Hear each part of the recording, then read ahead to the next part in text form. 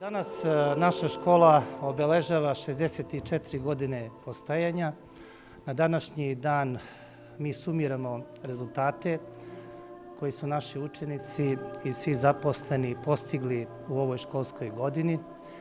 Želim da istaknem da i ove godine su naši učenici postigli izuzetno dobre rezultate od okružnih do republičkih takmičenja, da smo ove godine imali i 4. mesto na republičkom takmičenju iz matematike, da smo imali među prvih 10 mesta na književnoj olimpijadi u Sremskim Karlovcima.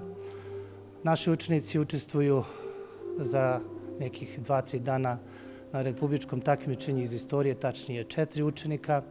Nadam se da će oni da postignu makar neka do 10 mesta od prvog do 10.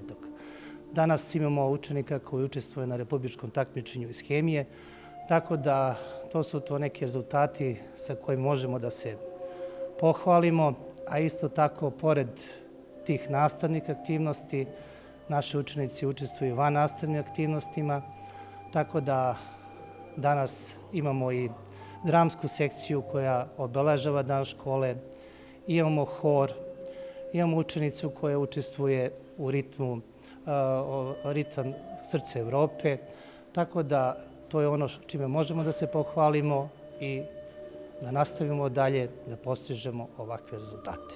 Naša škola i ove godine upisuje 5 odeljenja, tačnije 4 područja rada.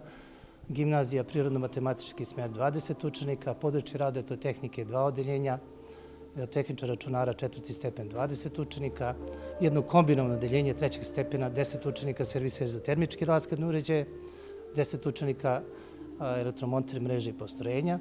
Što se tiče područja rada i ekonomije, tu upisujemo ekonomski tehničar 20 učenika i mašinstvo i obrade metala, mašinski tehničar motornih vozila 20 učenika, tačnije upisujemo 100 učenika u ovoj školskoj godini.